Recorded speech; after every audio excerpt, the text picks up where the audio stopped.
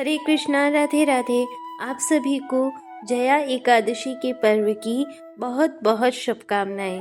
भगवान श्री हरि नारायण और माता लक्ष्मी की कृपा आप और आपके परिवार पर बनी रहे, ऐसी ही मनोकामना के साथ आइए शुरू करते हैं माघ मास के शुक्ल पक्ष एकादशी, जो कि जया एकादशी है, उसके महत्व की कथा। धर्मराज युधिष्ठिर बोले, हे भगवान, आपने माघ की कृष्ण पक्ष की षटतिला एकादशी का अत्यंत सुंदर वर्णन किया। आप स्वदेज, अंडज, उद्भिज और जरायुज चारों प्रकार के जीवों के उत्पन्न और पालन तथा नाश करने वाले हैं। आप कृपा करके माघ शुक्ल एकादशी का वर्णन कीजिए। इसका क्या नाम है, इसके व्रत की क्या विधि है और इसमें कौन से देवता का पूजन किया जाता है। श्री कृष्ण कहने लगे कि हे राजन, इस एकादशी का नाम जया एकादशी है। इसका व्रत करने से मनुष्य ब्रह्मा इत्यादि पापों से छूटकर मोक्ष को प्राप्त होता है तथा इसके प्रभाव से भूत पिशाच आदि योनियों से मुक्त हो जाता है। इस व्रत को विधि पूर्वक करना चाहिए। अब मैं तुमसे पद्म पुराण में वर्णित इसकी महिमा की एक कथा सुनाता हूँ। देवराज इंद्र स्वर्ग में राज करते थे और अन्य सब देवगण सुखपूर्वक स्वर्ग में रहते थे। एक समय इंद्र अपनी इच्छा अनुसार नंदन वन में अप्सराओं के साथ विहार कर रहे थे और गंधर्व गान कर रहे थे। उन गंधर्वों में प्रसिद्ध पुष्पदंत तथा उसकी कन्या पुष्पवती और चित्रसेन तथा उसकी स्त्री मालिनी भी उपस्थित थे। साथ ही मालिनी का पुत्र पुष्पवान और उसका पुत्र माल्यवान भी उपस्थित थे। पुष्पवती गंधर्व कन्या माल्यवान को देखकर उस पर मोहित हो गई और माल्यवान पर काम बाण चलाने लगी। उसने अपने रूप, लावण्य और हाव भाव से माल्यवान को वश में कर लिया। हे राजन, वह पुष्पवती अत्यंत सुंदर थी।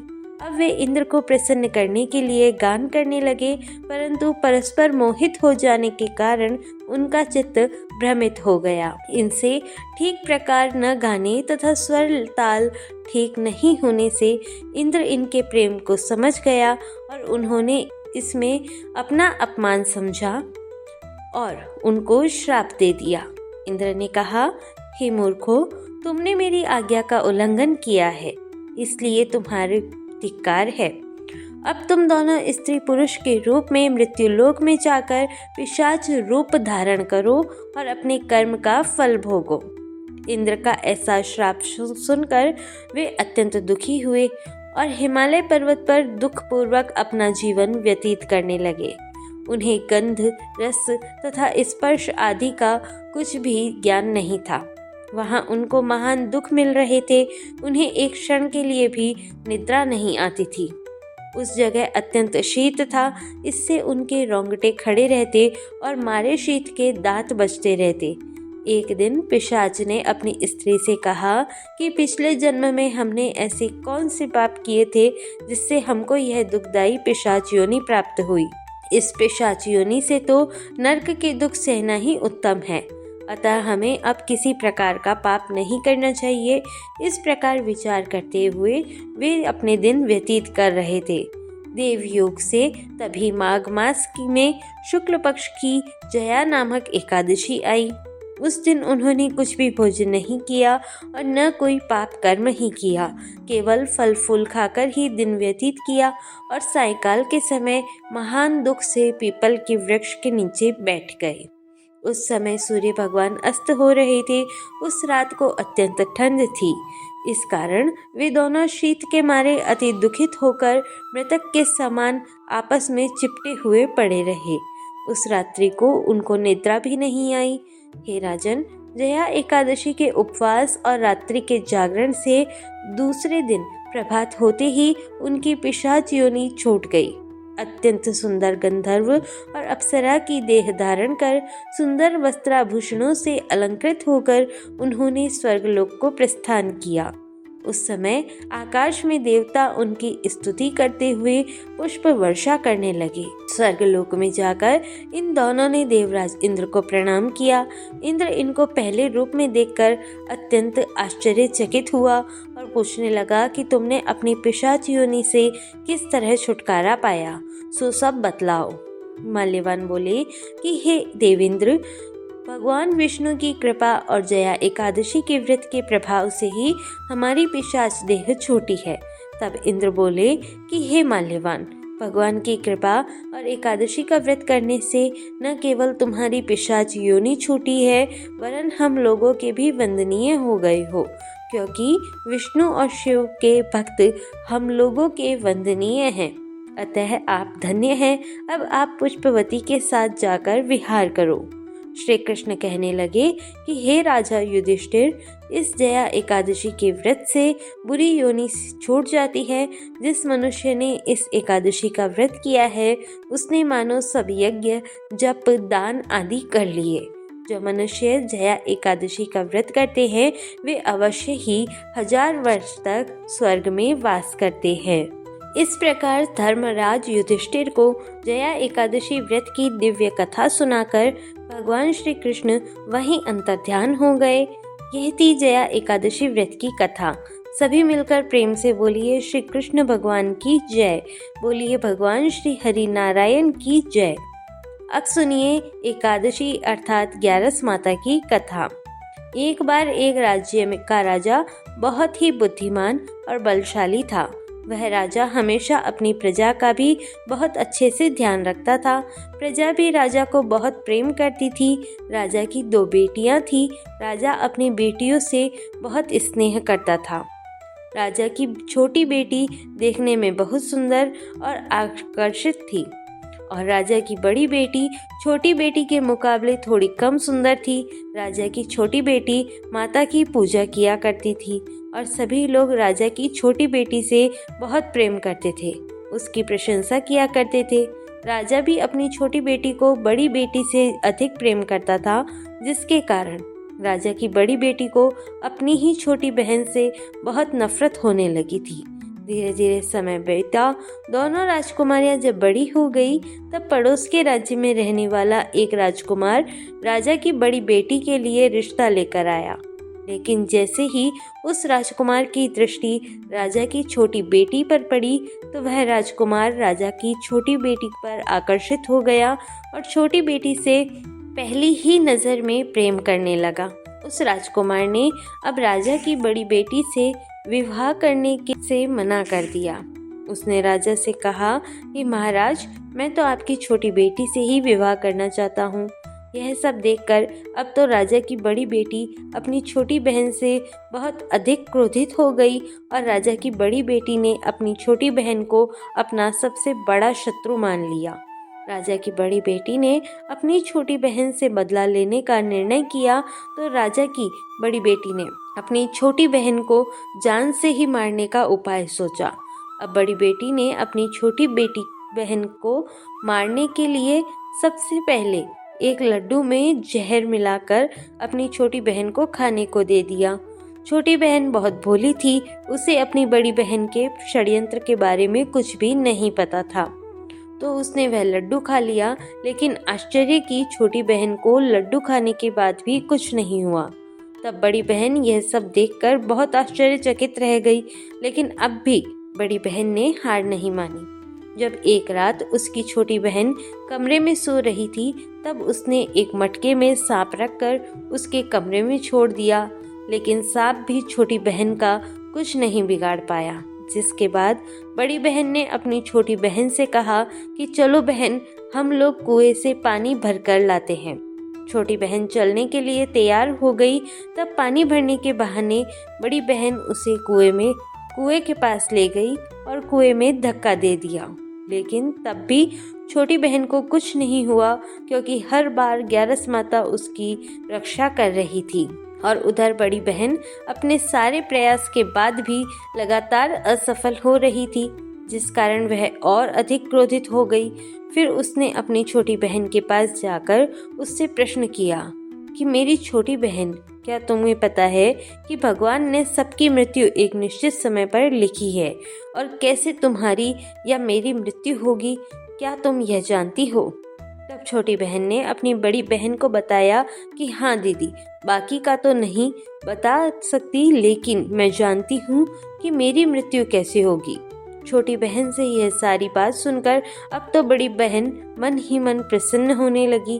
तब उसने छोटी बहन से कहा कि बहन, तब मुझे बताओ कि तुम्हारी मृत्यु का राज क्या है। अब छोटी बहन ने अपनी बड़ी बहन से कहा कि दीदी, मेरी मृत्यु तो एक तोते में है। जो तोते के गले में एक हार है, उससे ही मेरी मृत्यु होगी। जब तक कोई भी व्यक्ति तोते को मारकर उस हार को अपने गले में पहनेगा तो मैं मूर्छित हो जाऊंगी, और जैसे ही उस हार को अपने गले से उतारेगा तो मैं वापस जीवित हो जाऊंगी। अपनी छोटी बहन की मृत्यु का राज जानकर अब तो बड़ी बहन बड़ी खुश हुई। अब उसने अपनी छोटी बहन को मारने के लिए उस पालतू तोते को ढूंढना शुरू कर दिया। उधर छोटी बहन को इस बात का आभास हो गया था कि कोई तो है जो उसकी जान लेना चाहता है, जिसके लिए एक रात वह अपने पिताजी के पास गई और उसने अपने पिताजी से कहा कि पिताजी, मेरी मृत्यु के बाद आप मुझे जलाए मत, आप मुझे अपनी पुरानी वाली हवेली में एक पलंग पर लिटाकर छोड़ दीजिए। अपनी छोटी बेटी की यह बातें सुनकर राजा बड़ा आश्चर्यचकित हो गया, लेकिन राजा ने अपनी छोटी बेटी से पूछा कि बेटी, तुम यह क्या कह रही हो? तब राजा की छोटी बेटी ने बताया कि पिताजी, समय किसी के लिए नहीं रुकता है, क्या पता कब किसको क्या हो जाए, इसका किसी को कुछ नहीं पता। तब राजा ने उससे कहा कि तुम ऐसी बातें क्यों करती हो? 2-3 दिन बाद तो तुम्हारा विवाह होना है। लेकिन छोटी बेटी ने अपने पिताजी को ऐसा ही करने पर मजबूर कर दिया और उनसे वचन भी ले लिया। तब राजा ने अपनी छोटी बेटी की बात स्वीकार कर ली और फिर समय आने पर 2-3 दिन के बाद जब विवाह का समय आया, तब राजकुमार बारात लेकर राजा के घर आया। अब राजकुमार और राजा की छोटी बेटी के विवाह की रस्में शुरू हो गई। इधर जैसे ही राजा की छोटी बेटी राजकुमार के साथ फेरे लेने के लिए तैयार हुई तो उसकी बड़ी बहन अपनी छोटी बहन के कमरे में जाकर उसके तोते को पकड़ लेती है और उसे जान से मार देती है। तोते के गले में जो हार था उसको उसने अपने गले में पहन लिया।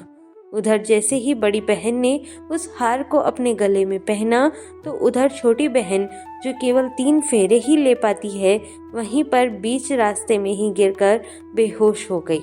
जिसके बाद राजा ने बड़े बड़े हकीम वैद्य को बुलाया और अपनी छोटी बेटी का इलाज करने के लिए कहा। राजा की बात सुनकर जब वैद्य ने छोटी बेटी को देखा तो राजा को बताया कि महाराज, आपकी छोटी बेटी ना तो जीवित है और ना मरी हुई है। ऐसा तो मैं पहली बार देख रहा हूँ। राजा ने वैद्य और हकीम को यह बात बाहर बताने से मना कर दिया और उनसे कहा कि अगर तुमने यह बात किसी को बाहर बताई तो हम तुमको फांसी पर लटका देंगे। राजा ने अपनी छोटी बेटी को पुराने महल में ले जाकर एक पलंग पर लिटा दिया और फिर वहां पर कुछ सैनिकों को तैनात कर दिया। इसके बाद राजा वापस अपने महल में आ गया। इधर राजा की बड़ी बेटी अपने पिताजी के पास आई और कहने लगी, पिताजी, अगर यह विवाह संपन्न नहीं हुआ तो आपकी इज्जत का क्या होगा? जरा सोचिए, अगर आप कहें तो मैं आपकी इज्जत बचाने के लिए इस राजकुमार से विवाह करने के लिए तैयार हूँ। राजा अपनी बड़ी बेटी के षड्यंत्र के बारे में कुछ भी नहीं जानता था, तो उसने अपनी बड़ी बेटी की बात मान ली और तब राजा ने अपनी बड़ी बेटी को छोटी बेटी के कपड़े, आभूषण आदि पहनाकर मंडप में भेज दिया, ताकि किसी को इस बात का पता न चले कि विवाह छोटी बेटी के साथ नहीं बल्कि बड़ी बेटी के साथ हो रहा है। लेकिन राजकुमार जान गया था कि यह तो राजा की छोटी बेटी नहीं है बल्कि यह राजा की बड़ी बेटी है। अब राजकुमार ने राजा की बड़ी बेटी से विवाह करने से मना कर दिया। तब सभी लोगों ने राजकुमार को मजबूर करके राजा की बड़ी बेटी से बचे हुए फेरों को संपन्न कराने को कहा और फिर विवाह संपन्न हो गया। जिसके बाद राजकुमार राजा की बड़ी बेटी को अपने महल में ले गया। विवाह होने के बाद राजकुमार उससे ना तो बातें करता था, ना उसे पसंद करता था, ना ही उसके आसपास जाता था।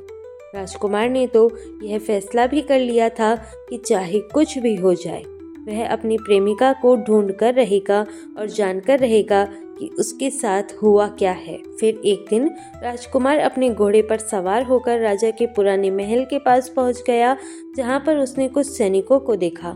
महल के पास पहुंचकर राजकुमार ने जब महल को ध्यान से देखा तो वह समझ गया कि यह तो हमारे ससुर जी का ही महल है।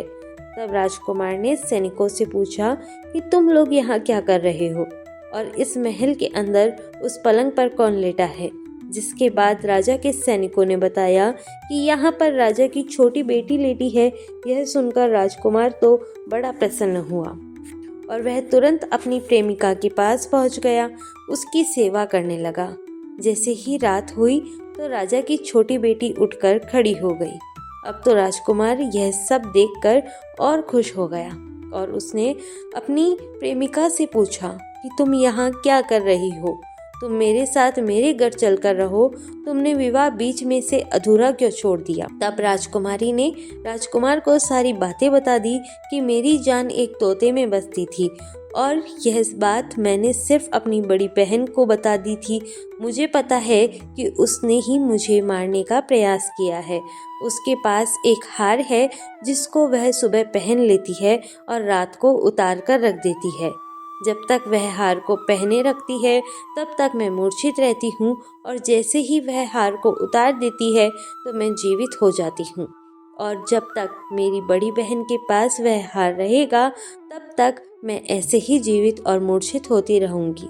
अगर मेरी बड़ी बहन के पास जो हार है वह मेरे हाथ में लग जाए तो मैं हमेशा के लिए जीवित हो जाऊँगी। सारा रहस्य जानकर राजकुमार ने छोटी राजकुमारी के साथ ही रहने का निर्णय ले लिया और उसने अपने बचे हुए सारे फेरे उस पलंग पर लेटी हुई छोटी राजकुमारी के साथ पूरे कर लिए और अपना विवाह भी पूर्ण कर लिया और वह वहीं पर रहने लगा। देखते ही देखते समय बीतने पर कुछ ही दिनों में छोटी राजकुमारी गर्भवती हो गई। एक दिन राजकुमार को किसी काम से बाहर जाना पड़ा। तब राजकुमारी के पेट में बहुत तेज से दर्द उठा, जिसके बाद उसने एकादशी माता का आह्वान किया। जिसके बाद वहां पर माता प्रकट हुई और उन्होंने उसका प्रसव कराकर उसे प्रसव पीड़ा से मुक्ति दिलाकर एक पुत्र की प्राप्ति करवाई। और वहीं पर अचानक से तभी राजकुमार भी आ गया। राजकुमार ने ग्यारस माता को देखा तो वह आश्चर्यचकित हो गया और उसने तुरंत ग्यारस माता को प्रणाम किया। ग्यारस माता ने राजकुमार से कहा कि जब तुम्हारा पुत्र 5 वर्ष का हो जाए तब तुम अपनी पत्नी का हार इसके गले में डाल देना। देखते ही देखते राजकुमार और राजा की छोटी बेटी का पुत्र 5 वर्ष का हो गया। तो राजकुमार ने अपने बेटे से कहा, बेटा मैं कुछ काम से बाहर जा रहा हूँ, तुम अपनी माता का ध्यान रखना। ऐसा कहकर वह वहाँ से चला गया। लेकिन जब राजकुमार वहाँ से बाहर जा रहा था तब बड़ी बहन के सैनिकों ने उसे देख लिया और बड़ी बहन को जाकर सारी बातें बता दी। इसके बाद बड़ी बहन ने अपनी छोटी बहन के पुत्र का अपहरण करवा लिया और उसको मरवा दिया। छोटी बेटी के पुत्र के 2 टुकड़े उसने करवा दिए।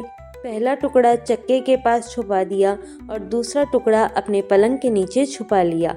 लेकिन ग्यारस माता अपने भक्तों को किसी कष्ट में नहीं देख सकती, तो वह अपनी भक्त का दुख दूर करने के लिए एक भिखारिन के रूप धरकर बड़ी बहन के पास गई। जिसके बाद वह वहाँ पर भिक्षा मांगने लगी तो बड़ी बहन ने अपने नौकरों से कहा कि जाकर भिक्षा दे दो। लेकिन जैसे ही नौकर ग्यारस माता को भिक्षा देने के लिए आए तो माता ने उन्हें मना कर दिया।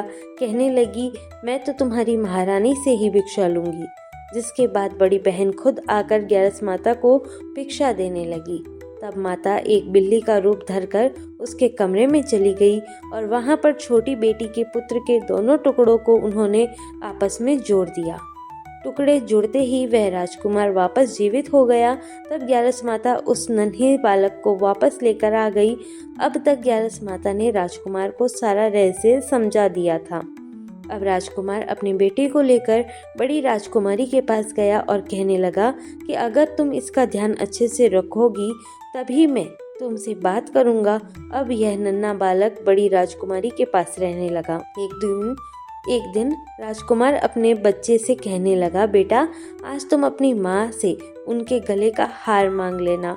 अपने पिता की बात मानकर नन्हा राजकुमार अपनी माँ के पास गया और कहने लगा, माँ मुझे तुम्हारा हार चाहिए।